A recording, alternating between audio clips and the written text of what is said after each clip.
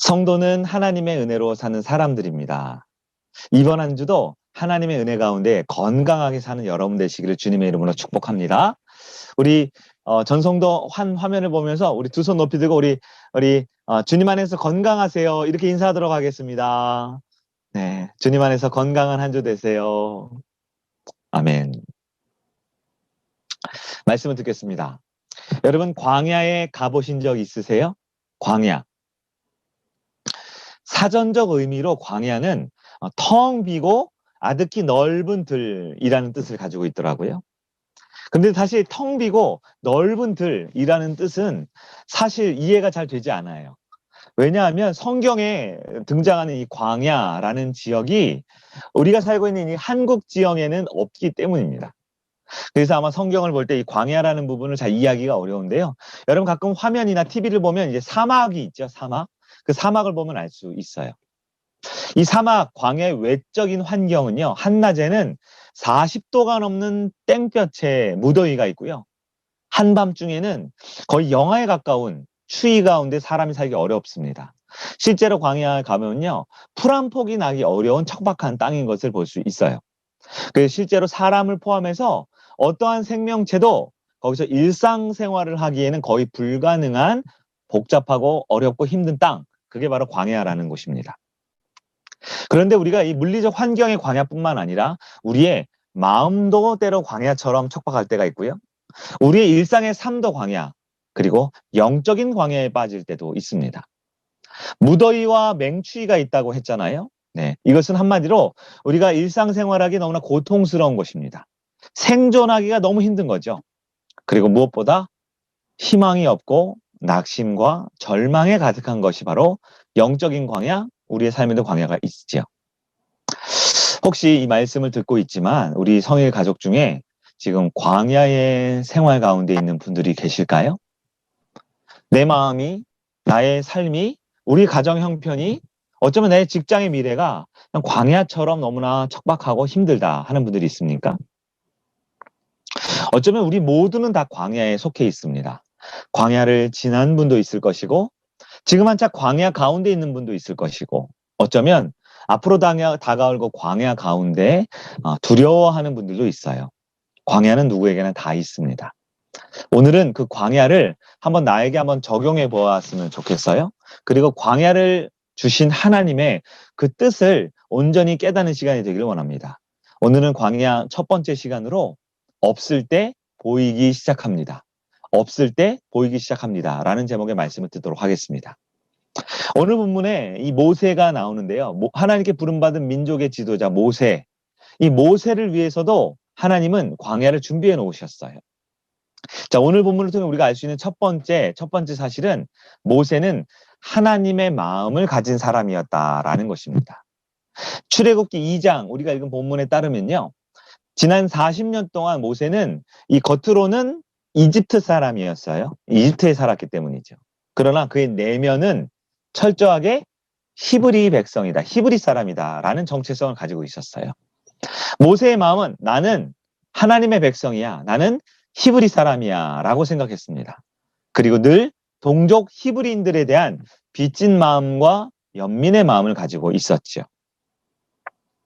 만약 모세가 자기 자신만을 위해서 사는 사람이었다 하면 동족이 고통당하는 것이 별로 상관이 없었을 거예요. 이집트 왕궁에서 호위호식하며 살았을 것입니다. 하지만 모세는 그렇지 않았어요. 몸은 비록 이집트 왕궁에 있었지만 그의 마음은 언제나 동족을 향해 가 있었습니다. 바로 이러한 마음이 하나님이 찾고 있는 사람의 모습입니다.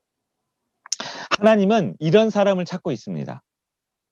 세상 속에 살 수밖에 없지만 언제나 그의 마음에는 하나님의 백성으로서의 내 모습을 지키고 간직하는 사람입니다.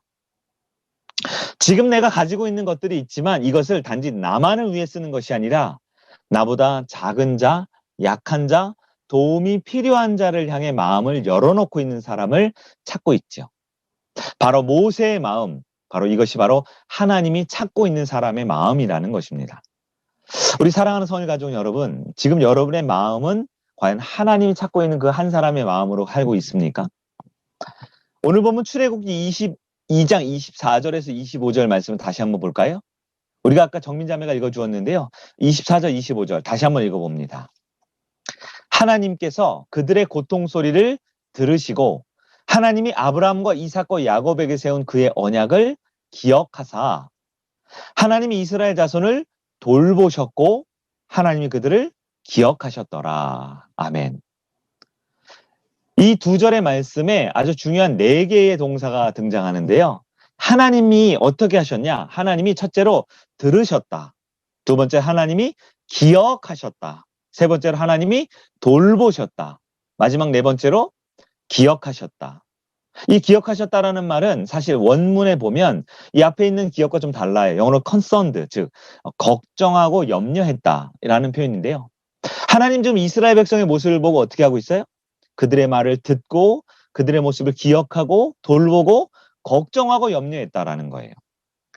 이 본문을 보면 우리 하나님의 마음을 알 수 있어요. 하나님은 마치 부모가 내 자식이 고통당하고 있을 때 그 자녀의 고통을 공감하고 그 백성의 고통을 공유하는 것 같은 표현이 등장하고 있어요. 근데 여러분 사실 하나님은 그럴 필요가 없죠. 하나님은 잘못이 없잖아요. 하나님은 이스라엘 백성이 선택해서 그 결과로 노예 생활하는 이스라엘 백성들, 그들의 고통을 외면할 수도 있습니다. 그러나 오늘 본문에 따르면 하나님은 이스라엘 백성의 고통을 마치 나의 고통과 나의 아픔처럼 같이 고통을 느끼고 같이 경험하고 있습니다. 이것이 바로 성경에 나타난 하나님의 마음입니다. 하나님은 자녀가 아플 때, 고통당할 때 그들의 아픔을 그냥 놔두는 것이 아니라 그들의 아픔을 찾아오시는 분이십니다. 그들의 고통을 너무너무 절절히 느끼며 그들의 고통을 함께 느끼고자 이 땅까지 오시는 분이에요. 심지어 하나님이신 예수 그리스도께서는 인류의 고통을 견디다 못해 인간의 몸으로 이 땅에 오셨습니다. 그 사건을 성경에서는 성육신이라고 말하죠. 우리 신약 성경을 한번 볼까요? 빌립보서 2장 6절에서 8절 말씀인데요. 제가 읽어드리겠습니다. 빌립보서 2장 6절에서 8절. 그는 근본 하나님의 본체시나 하나님과 동등됨을 취할 것으로 여기하지 아니하시고 오히려 자기를 비워 종의 형체를 가지사 사람들과 같이 되셨고 사람의 모양으로 나타나사 자기를 낮추시고 죽기까지 복종하셨으니 곧 십자가에 죽으심이라. 아멘. 자, 예수님의 마음이 어떻습니까? 예수님은 하나님이셨죠. 그러나 자기 백성의 아픔과 고통을 느끼셨어요. 그리고 그것을 위해서 하나님과 동등됨의 위치를 버리고 자기를 낮춰서 이 땅의 인간의 몸으로 오셨다 그랬어요. 심지어 십자가에 죽으셨다 그랬어요. 다시 오늘 본문으로 돌아갈까요? 하나님께서 왜 모세를 선택하셨습니까? 하나님은 왜 이스라엘의 구원의 도구로 위대한 지도자로 모세를 선택하셨을까요? 그것은 바로 하나님이 가장 필요한 것, 하나님의 사람에게 가장 필요한 것은 바로 하나님의 마음을 알고 그 하나님의 마음으로 사는 것이 필요한 것이지요. 사랑하는 우리 성일가족 여러분, 우리 모든 성도님들이 하나님의 마음을 갖기를 간절히 바랍니다. 지금 비대면 기간이지요. 지금 거리두기 기간이지요. 그러나 세상 어디에 있든 무엇을 하든 하나님의 자녀의 마음으로 나보다 연약한 자를 돌보고 그들을 바라보며 세상 어디에 있든지 간에 나는 하나님의 백성이야. 나는 하나님의 영적인 이스라엘이야. 믿음을 지키는 여러분들에게 간절히 바랍니다. 저희 성일교회에선 지난 한 주 우리 강원도 정선에 있는 작은 동광교회라는 교회에 작은 선교회에 섬김을 했어요. 그 동광교회는 성도님들이 한 15명 모이는 작은 교회인데요.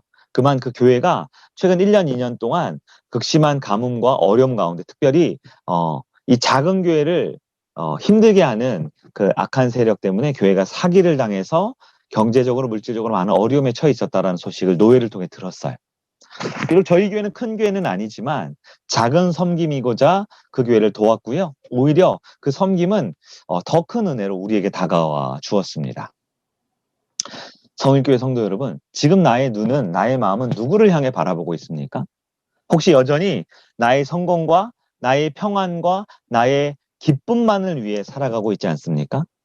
그러나 우리 하나님께서는 모세와 같이 하나님의 마음, 그 마음을 품고 그 마음을 향해 나아가는 자를 찾고 계십니다. 우리 성일교회 모든 성도가 하나님의 마음을 품기를 간절히 바랍니다. 이렇게 하나님의 마음을 가진 모세를 하나님은 성공시켜주고 싶으셨어요. 이스라엘 백성을 구원해 내주고 싶으셨어요. 그래서 모세에게 성공의 길을 걷게 하시는데요. 그 성공을 위해서는 반드시 대가가 따릅니다. 그 대가는 바로 모세에게 지도자의 영적인 훈련을 시키셨다라는 거예요. 하나님은 모세에게 첫 번째 훈련으로 그를 나그네가 되게 하셨습니다. 하나님은 나그네로 모세를 이끌어 가셨어요. 어디로 이끌어 가셨을까요? 오늘 보면 15절에 따르면 바로가 이 일을 듣고 모세를 죽이고자 하여 찾는지라 모세가 바로의 낯을 피하여 미디안 땅에 머물며 바로 미디안 광야로 하나님은 모세를 이끌어 가셨습니다. 미디안 광야는 오늘로 따지면 중동에 있는 사우디아라비아에 해당이 됩니다. 실제로 이 이집트 땅에서요, 아프리카 대륙에서 이 중동 지역인 이 사우디아라비아, 미디안 광야까지 가면요, 여러분 이집트에서 가나안 땅까지 가는 거리보다 무려 약 2배 이상 가야지만 하는 곳이 바로 미디안 광야 지역입니다. 15절에 따르면 바로의 낯을 피해서 이집트에서 바로 그 다음날 마치 미디안 광야에 있는 것처럼 보이지만 아마도 실제 도망자 모세는 수개월에 걸쳐 어쩌면 수년에 걸쳐 광야를 돌고 방랑 끝에 겨우 미디안 땅에 도착했을 것입니다. 그리고 성경에 나타나는 바에 따르면 그 우물가에 있는 여인들을 도와준 계기로 그곳에 정착하게 됐고요. 그곳에서 결혼을 하고 아이까지 낳게 되었어요. 그런데 그곳에서 난 아이의 이름이 무엇입니까? 오늘 보면 22절을 볼까요? 그가 아들을 낳음에 모세가 그의 이름을 게르솜이라 하여 이르되 내가 타국에서 나그네가 되었음이라 하였더라. 아들을 낳았어요. 이제 광야에서 무려 40년 동안 지내면서 이제 광야 사람이 다 됐잖아요. 근데 그 아들의 이름을 뭐라고 지었다고요?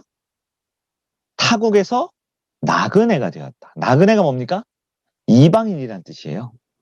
여러분 누가 자기 자식의 이름을 나그네라고 짓습니까? 누가 자기 자신의 이름을 이방인이라고 짓습니까? 아마 모세의 마음 깊숙한 곳에는 여전히 광야 생활이 아직 적응이 안 됐을지 몰라요. 아직 광야가 너무나 고통스럽고 피하고 싶었을지 몰라요. 광야가 만족스럽지 못하고 광야에 여전히 혼란스러운 마음으로 있었을지 모릅니다. 왜냐하면 얼마 전까지 왕족에서 한순간에 도망자가 되었잖아요. 풍요로운 삶에서 한순간에 광야에 처절하고 비참한 삶을 살게 되었잖아요. 심지어 동족을 위해 살고 싶었지만 그 동족마저 자신을 몰라주고 원통하고 억울한 마음으로 살았습니다. 모세는 광야에서 수십 년간 지냈지만 미디안 사람이 되지 못한 거예요. 여전히 광야에서 나그네의 마음으로 살아가는 것이죠. 아들의 이름까지도 나그네라고 지은 걸 보면 그는 여전히 이방인입니다. 왜냐하면 그의 마음에는 여전히 어릴 적 어머니가 들려준 노랫소리, 어머니가 들려준 성경 말씀이 있었기 때문입니다. 여러분 하나님의 말씀을 듣고 그 말씀으로 살아가는 것이 이렇게 중요합니다. 모세가 40년 동안 이집트 사람이었고 또 40년 동안 미디안 광야에 있었지만 여전히 그의 정체성은 왕궁에 있었던 이집트인도 아니고 미디안 광야에 있었던 광야인도 아니었었던 거예요. 그는 광야에 살아도 여전히 자신은 그 광야의 주인이 아니라 나그네라는 생각으로 살아가고 있었습니다. 기독교인으로서 초대교회의 위대한 교부였던 어거스틴은 이렇게 말합니다. 성도의 삶은 나그네이다. 그리스도의 삶은 천국 본향을 향해 가기 전까지 영원토록 이 땅, 영원한 하나님의 나라에 가기까지 이 땅에서의 나그네로 살아가게 된다라고 말을 했습니다. 그렇습니다. 우리 그리스도인의 삶은 이 땅에서 영원히 사는 게 아닙니다. 우리 그리스도인의 삶은 아무리 부유하고 아무리 넉넉하게 살아도 왕궁에서 영원히 살 수 있는 것이 아닙니다. 때로 내 인생이 너무나 괴롭고 힘들고 광야 같을지라도 우리는 광야에서도 영원히 사는 게 아닙니다. 우리의 집은 어디입니까? 우리의 진정한 집은 바로 하나님의 집이 나의 집임을 믿으시기를 바랍니다. 우리는 이 땅에 잠시 살다 가는 나그네입니다. 그러면 하나님은 자녀들에게 진짜 집이 아니라 고향이 따로 있는데 왜 광야로 보내셨을까요? 하나님의 훈련 두 번째, 그것은 바로 광야를 바로 학교처럼 다니게 하고 싶으셨던 것입니다. 광야는 하나님의 사람이라면 반드시 배우고 성장해야 할 학교와 같은 곳으로 만들어 주셨습니다. 이집트에 살 때 모세는 왕자였습니다. 그래서 이집트에 살 때 가는 곳마다 모세는 다 상전 대우를 받았어요. 그런데 광야에 가니까 어떻게 됐을까요? 정상에서 하루아침에 밑바닥 인생을 살게 됩니다. 19절 말씀을 보니까요. 모세가 그렇게 훌륭한 일을 해서 사람들을 구해 주었는데요. 사람들이 모세를 뭐라 부릅니까? 19절 보면 그들이 이르되 한 애굽 사람이 우리를 목자의 손에서 건져내고 이렇게 말해요. 직전까지는 모세를 향해 사람들이 뭐라고 불렀느냐? 이집트 왕자님이라고 불렀을 거예요. 그런데 이제는 뭐라고 불러요? 그저 한 이집트 사람입니다. 처음에는 모세가 이렇게 생각하지 않았을까요? 아니, 감히 내가 누군데? 감히 나에게 누가 이렇게 건드려 대들어? 아마 그의 마음에 혈기가 일고 자존심이 일어나고 욱하고 올라왔을지 모릅니다. 그러나 하나님은 모세를 광야 학교에 입학시켜서 가르치기 시작하셨어요. 광야 학교에는 아주 체계적인 커리큘럼이 있습니다. 1교시부터 점심 먹고 5교시까지 커리큘럼이 아주 잘 짜여 있어요. 광야 학교 1교시는 뭘까요? 하나님은 모세에게 첫 번째 현실을 받아들이는 법을 가르쳐 주셨습니다. 자신의 처지가 무엇이고 자신의 형편이 무엇인지를 받아들이며 현실의 삶에 적응하는 법을 가르쳐 주셨습니다. 아마 시간이 지날수록 나는 이제 왕자가 아니지, 나는 이집트인이 아니지, 나는 광야에 홀로 설 수밖에 없지, 그것을 자각했어요. 아마 모세는 1년, 2년이 지나도 그것이 쉽게 받아들여지지 않았을지 모릅니다. 고집쟁이 모세는 출애굽기 나중에 3장에 보면 무려 40년이 걸려서야 자신의 삶을 완전히 받아들였다라고 성경은 말해요. 아마 그때가 되면요, 남들이 나를 무시해도 그냥 허허 웃으며 넘어갈 수 있었을 것입니다. 남이 나를 험담해도 그냥 한쪽 귀로 듣고 흘릴 수 있을 만큼 마음이 자유롭고 여유로워졌을 거예요. 현실을 받아들인 것이죠. 안타깝지만 많은 그리스도인 중에 이 현실을 부정하고 살아가는 사람들이 있습니다. 자신의 모습을 인정하지 않습니다. 그리고 막연한 꿈만 꾸고 살아가요. 헛된 망상으로 살아갑니다. 여러분, 우리가 좌절하는 것은 옳지 않지요? 그러나 그것만큼 나쁜 것이 있는데 바로 현실을 인정하지 않고 내 삶을 받아들이지 않고 나는 막연한 낙관의 마음으로 잘 될 거야, 잘 될 거야. 현실에 무책임한 채 그저 현실에 불편한 마음으로 살아가는 것 또한 옳지 않다는 걸 알아야 합니다. 하지만 하나님은 광야 학교 1교시에 모세에게 현실을 받아들이는 법을 가르쳐 주셨습니다. 두 번째로 하나님은 광야 학교 2교시 때 불편과 결핍 속에서 견디는 법을 모세에게 가르쳐 주셨어요. 왕궁의 호화스러운 삶을 살았죠. 부족함이 없는 삶을 살았죠. 가만히 있어도 누군가가 나를 지켜주고 보호해주는 삶을 살았습니다. 그러나 막상 광야에 나가니까 어때요? 광야는 불편합니다. 광야에는 결핍이 있어요. 부족한 것이 있습니다. 아마 처음에는 막 괴로웠을 거예요. 참담했을 거예요. 그러나 여러분, 그 광야에서 결핍과 부족함에서 오랫동안 있으면요, 여러분, 불편도 나름 매력적인 것을 느낄 수 있습니다. 여러분, 가끔 캠핑장에 가거나 시골에서 생활을 하다 보면 에어컨도 없고 TV도 없고 뭐 스마트폰, 인터넷도 잘 안 될 때 있죠. 그런데 그 불편함이요, 1시간, 2시간, 하루 이틀 지나다 보면 나름 매력적인 평안을 주는 것을 경험합니다. 여러분, 불편함과 부족함과 결핍은요, 결국 불행한 것이 아니에요. 오히려 소박하고 단출한 삶을 시작할 수 있는 새로운 기회가 주어집니다. 혹시 우리 성도님들 중에 늘 불평하고 불만하는 사람들이 있습니까? 우리 가족 중에 혹시 늘 불평, 불만, 원망하는 사람들이 있습니까? 그것은 내 삶에 부족하고 결핍해서가 아닙니다. 내 삶의 환경을 견디고 받아들이는 법을 아직 배우지 못할 때 습관적으로 불평, 불만하는 분들이 있어요. 그러나 여러분, 지금부터 이 광야를 통해 견디는 법을 배우면 인생의 자유함을 느낄 수 있다는 것을 깨달으시길 바랍니다. 하나님은 모세의 광야 학교 3교시, 육체와 정신이 단단해지는 법도 가르쳐 주셨어요. 제가 지난 2007년도에 요르단의 페트라라는 지역과 이집트의 시나이 반도 광야를 방문한 적이 있어요. 실제로 그곳에 가보면 너무너무 아름다워요. 하늘도 아름답고 자연도 아름다워요. 근데 딱 한 가지 아쉬운 게 있는데 너무 더워요. 너무 덥습니다. 그곳에 가면요, 그 현지에 이 이집트 광야 혹은 요르단 지역에 그 광야 지역에 사는 사람들을 만나게 되는데요. 그 사람들을 보통 우리가 베두인이라고 부릅니다. 베두인. 이 베두인을 쉽지 않게 어렵지 않게 만날 수 있는데요. 그들은요 하나같이 만나면요 피부가 아주 새까매요. 새까매요. 그리고 얼굴이 이 피부에 이 태양에 노출되어서 피부가 찌글찌글찌글 엄청 주름이 많아요. 그래서 죄송한 얘기지만 이분이 20대인지 40대인지 60대인지 얼굴만 보면 알 수가 없어요. 그 정도로 척박한 광야에 지내는데요. 놀라운 것은요. 그들과 조금만 대화를 해보면요. 그들의 눈이 너무나 깊고 빛이 난다라는 것을 발견할 수 있어요. 일반적으로 사는 이집트 사람들이나 요르단 사람 중에 어려운 분들이 많거든요. 그런 분들은 지나갈 때마다 1달러만 달라고 1달러만 달라고 구걸하는 분들이 많은데요. 이 베두인은 절대 구걸을 하지 않아요. 어떻게 보면 너무나 불편한 환경 가운데 이 현대 문명과는 동떨어진 광야의 삶을 살지만 그들의 삶은 굉장히 자유롭습니다. 굉장히 당당해요. 오히려 저희가 힘들어하면 찾아와서 웃는 미소로 시원한 냉수를 한 잔 건네주는 넉넉함도 그들에게서 볼 수 있었습니다. 모세도요. 이 광야의 생활을 지나면 지날수록 그의 몸과 마음이 단련되고 단단해졌을 것입니다. 더 이상 도망자로 쫓기는 생활이 아니라 자유함을 얻을 수 있는 단단한 정신의 소유자로 훈련받을 수 있었던 것이죠. 광야 4교시입니다. 4교시쯤 되면 배가 고픈데 4교시. 광야에서 살아남는 법을 하나님이 가르쳐 주셨어요.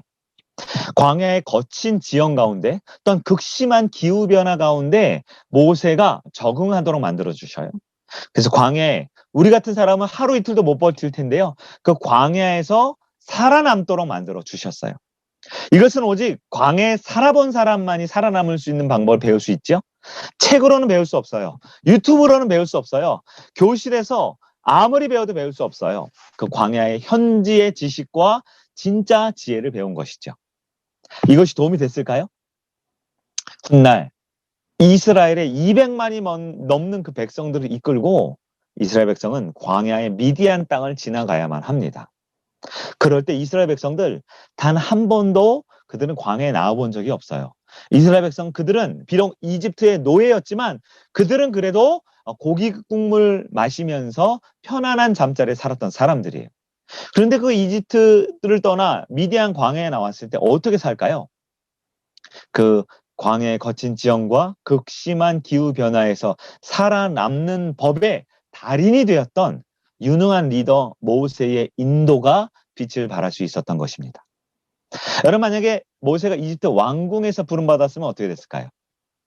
네, 200만 명 이스라엘 백성커녕 모세 자신도 광야를 견디지 못하고 포기했을지 모릅니다.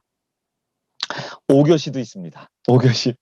광야학교 5교시는 뭘까요? 바로 지도자로 상처를 견디는 법을 가르쳐 주셨습니다. 모세는 성경에 보면 자주 종종 백성에게 상처를 받습니다. 여러분 공동체의 리더가 된다는 것은 오해받기 좋은 자리죠. 비난받기 좋은 자리죠. 늘 모욕당하고 고통당하는 자리입니다. 사람들에게 말로 상처를 받습니다. 무엇보다 리더는 아무리 애쓰고 최선을 다해도 바뀌지 않고 변화가 없으면 이 낙심할 수밖에 없는 상처를 받죠. 그러면 여러분 어떻게 하십니까? 여러분 신앙생활할 때 혹시 오해받거나 억울하게 비난받은 적 있어요? 나는 그렇지 않은데 성도들에게 상처받은 적 있습니까? 여러분 그럴 때 과연 여러분은 그것을 견디고 감당한 능력을 가지고 있습니까? 우리 하나님께서는 모세를 이 광야의 훈련을 시키면서 광야 학교에 입학을 시키면서 모세에게 결핍을 때로는 절망감을 때로는 고통을 때로는 포기하고 싶은 마음을 경험하게 하셨지만 이 광야 학교는 모세가 하나님의 사람으로 이 민족의 지도자로 하나님께 쓰임받는 사람이 되기 위해서 반드시 필요한 과정이었다라고 성경은 말하는 것이죠. 우리 하나님은 실수하지 않으시는 하나님이십니다. 광야는 하나님의 완벽한 학교였음을 기억하시길 바랍니다. 여러분 혹시 나도 지금 광야 학교에 입학한 상태 아닙니까? 그러나 광야는 하나님을 만날 수 있는 곳입니다. 내 인생에 찾아온 광야는 하나님을 온전히 배울 수 있는 장소입니다. 내게 찾아온 결핍과 부족과 고통의 광야는 하나님의 은혜로 살아갈 수 있는 믿음의 장소임을 기억하시기를 바랍니다. 하나님이 광야 학교를 통해서 모세가 나그네로 살게 하시고 광야 학교를 통해서 이 모든 과정을 잘 배우게 하셨어요. 그래서 광야는 고통의 장소가 아니라 오히려 하나님의 진짜 은혜를 만날 수 있는 준비를 시키는 공간이 되었습니다. 사랑하는 성일 가족 여러분, 우리 인생에도 반드시 광야를 지나야 합니다. 그 광야는 지도 속에 나타난 그 사막의 광야가 아니지요. 내 삶에 결핍이 나타나는 순간이 있다라는 거예요. 내 삶에 원하지 않는 고통의 순간이 찾아옵니다. 정말 최선을 다해서 애쓰고 노력했지만 실패할 때가 우리 인생에 찾아옵니다.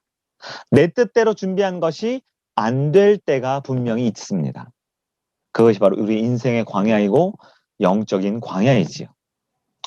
광야를 지날 때는 아픔이 많아요. 잃어버리는 것도 많고 상처를 많이 받습니다. 그러나 하나님 안에 있는 우리 성도들에게는 이것이 새로운 기회가 될 수 있음을 믿으시기를 바랍니다. 많은 사람들이 인생의 성공을 원하지만 성공하지 못합니다. 실패합니다. 그 이유가 무엇일까요?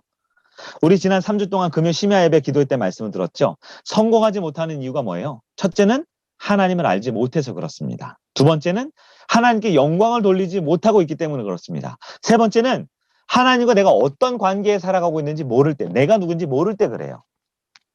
그러나 우리 하나님은 사랑하는 자녀를 성공시켜 주고 싶을 때 때로 광야 학교에 입학을 시킵니다. 광야와 너무 멀리 떨어져 있는 호의호식하는 성도들에게는 때로 비행기 태워서 광야 학교로 유학을 보내고 싶으신 것이 우리 하나님의 마음이에요. 광야를 경험하지 못하면 아무리 그리스도인이지만 여전히 삶에서 자기를 높이며 살아갑니다. 그리스도인이지만 자기 의로 똘똘 뭉쳐서 살아갑니다. 여전히 자기 계획과 생각과 자기 주장으로 살아갑니다. 그러면 실패한 인생이 될 수밖에 없습니다. 그렇게 나로 가득 찬 인생은 결국 두 극단에 빠진다 된다고 돼 있어요. 첫 번째는요. 내가 최고야. 내 능력으로 할 수 있어. 역시 나는 대단해. 이 정도면 되지. 하며 살아가는 교만함에 빠집니다. 또 한편으로는요. 나는 안 돼. 나는 엉망이야. 나는 정말 실패자야. 난 최악이야. 어차피 안 될 걸 뭐. 라고 절망감에 살죠. 이 두 극단을 우리는 하나는 우월감에 빠졌다라고 말하고 하나는 열등감에 빠졌다라고 말을 해요. 그런데 여러분, 이 우월감이라는 것과 열등감이라는 것은요. 결국 그 길은 같이 만나게 되어 있습니다. 우월감에 빠졌던 열등감에 빠졌던 이 우월감과 열등감의 본질은 결국 나로 가득 찬 삶이기에 우월감이든 열등감이든 가졌기에 나로 가득한 삶은 결국은 실패할 수밖에 없다라는 것입니다.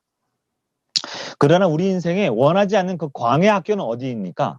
광야 학교는 하나님이 나를 새롭게 빚으시는 장소입니다.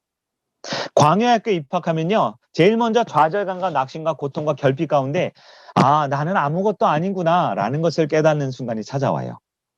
그러나 그것이 끝이 아니죠. 그럼에도 불구하고 내가 하나님 안에 있으면 하나님이 나를 지키고 보호하시는구나 라는 것 또한 깨달을 수 있습니다. 때론 이 광야 학교의 과정은 굉장히 고통스러워요. 굉장히 부족하고 내 마음대로 안 됩니다.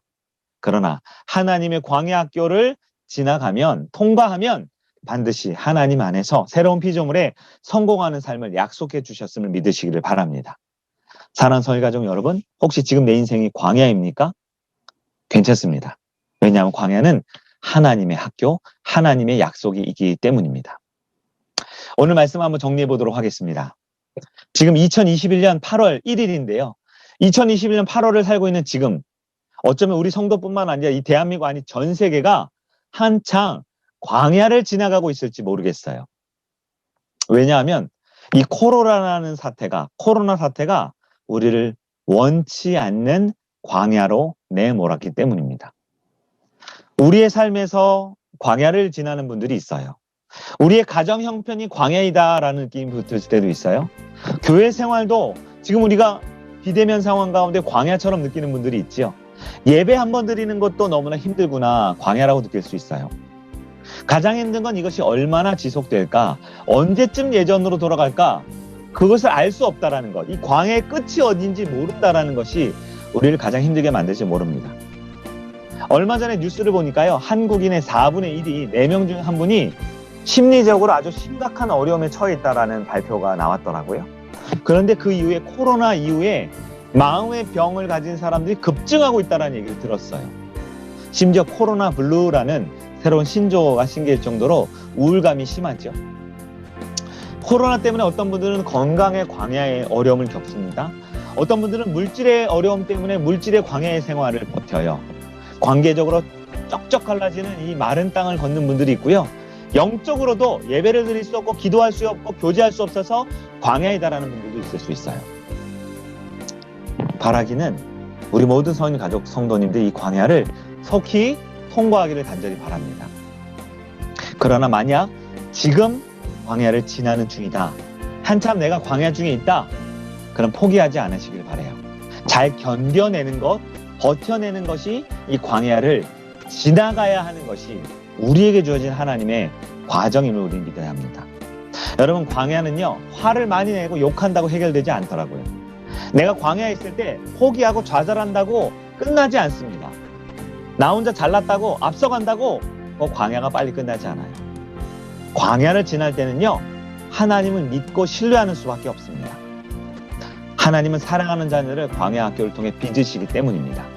나를 내려놓고 하나님의 광야 학교 커리큘럼을 따라가는 여러분 되기를 바랍니다. 하나님 때로 나를 낮추실 때가 있어요. 나를 깨뜨릴 때가 있어요.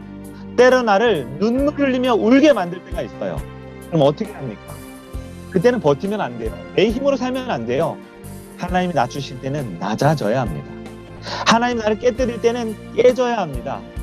하나님 나를 울게 하실 때는 울어야 해요. 그렇게 광야는 통과하는 겁니다. 그렇게 광야를 지나면 하나님께서 나를 나그네로서 이 땅에 광야를 보내게 하시지만 결국 하나님의 땅으로 인도해 주시는 믿으시기를 바랍니다. 성일가족 여러분, 요즘 많이 힘드신 분들 있죠? 그러나 여러분 혼자가 아닙니다. 하나님은 자기의 백성을 바라보듯 지금 하나님의 마음으로, 안타까운 마음으로 저와 여러분을 바라보고 계십니다. 하는 일마다 잘 안 풀리는 분들 계시지요? 그러나 여러분 혼자가 아닙니다.